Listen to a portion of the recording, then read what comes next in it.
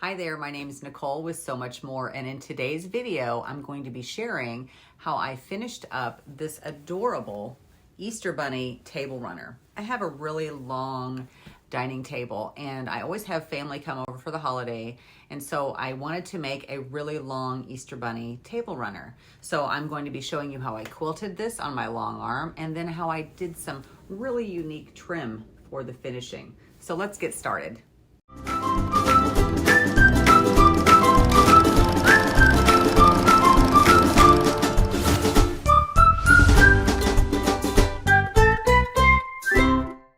This Easter Bunny quilt block pattern is available for instant download on my website. Now the fabric that I used to make this table runner can be found online in my online shop, and this is called the Precious Pastels fabric bundle. So go take a look at that, grab your pattern, and I've made one of every color. So there are 6 colors in this bundle, and I've made 6 rabbits to complete this table runner. And so before the video, I have the table runner top already assembled. And if you want to watch the video on how to make those blocks, I've linked those here in this video. So now we're just going to go right over to the long arm and get this loaded. I've already got my backing on my long arm.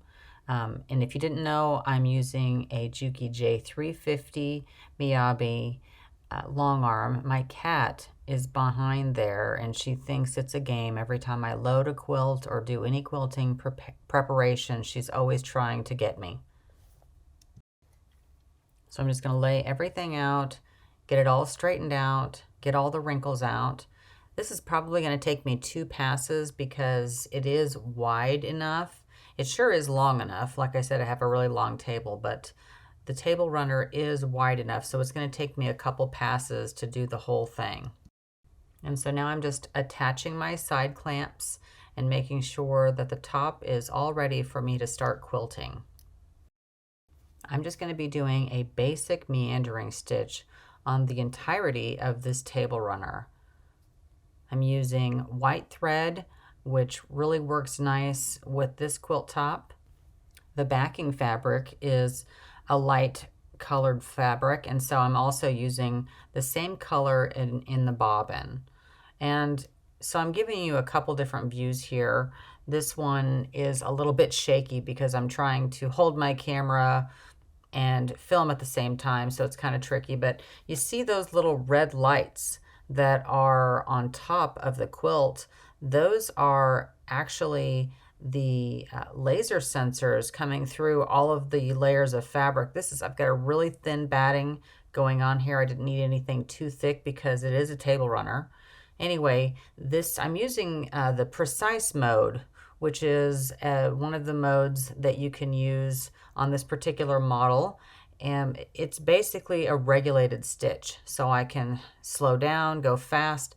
All of my stitch length is going to be the same based on the settings that I have programmed into the machine. Now I obviously have this video sped up for time, but it really doesn't take that much time to finish a project like this, especially when I have a large frame like this. This one is on a 10-foot frame, and the throat space on this machine, the Juki J350, is a generous 18 inches of throat space. So I can really get this done in no time.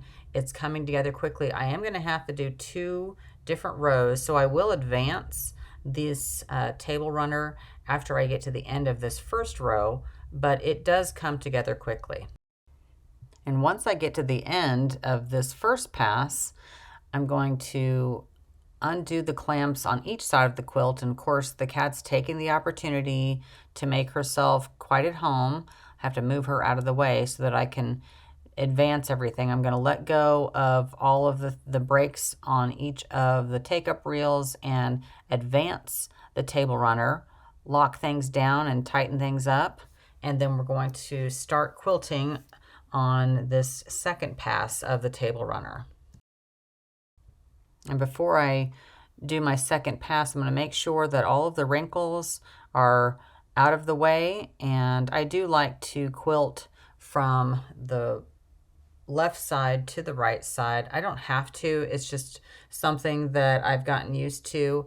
And again, this pass isn't going to take very long because I only have just a few inches left to quilt.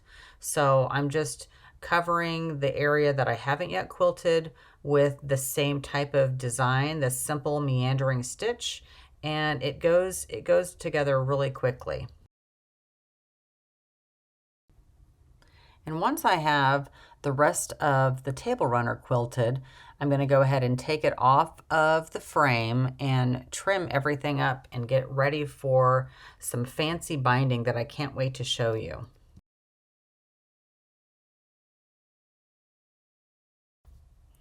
I'm using my True Cut cutting system to trim off the excess batting and backing from my quilt top.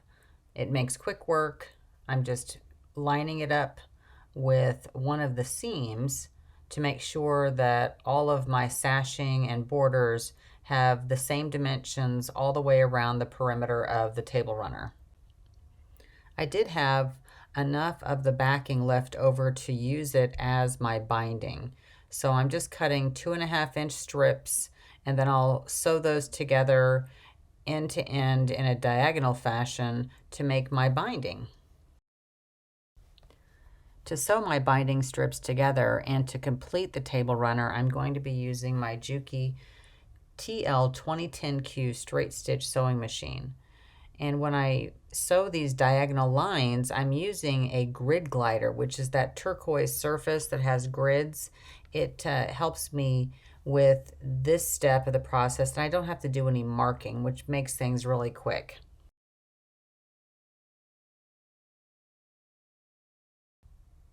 Now before I finish my binding strips, I'm going to sew some rickrack along the edge of this table runner. I'm just going to line up one side of the curves of the rickrack to the perimeter of the table runner, and I'm sewing this on every side.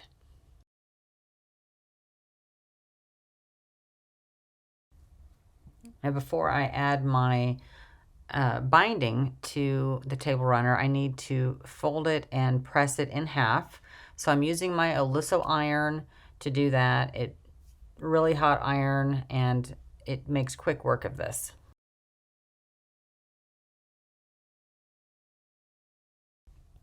If you need to see specific information or videos about how I do my binding, I'm linking those videos right here so that you can go and reference that. I give you some step-by-step instructions on how to make binding and how to attach your binding by machine.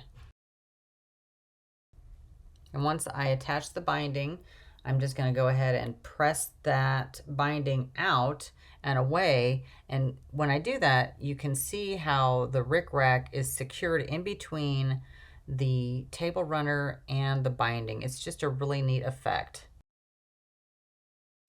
I decided to finish this with some hand binding instead of doing it by machine. It was a smaller project, so it went really quickly.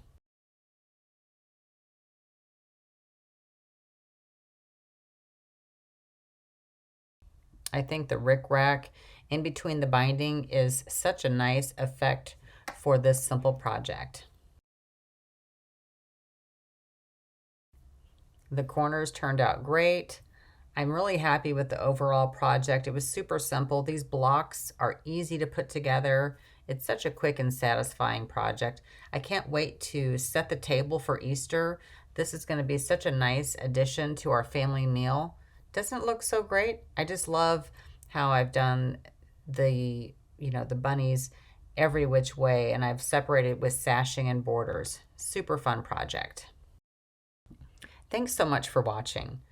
Subscribe to my YouTube channel and share this video with your sewing friends.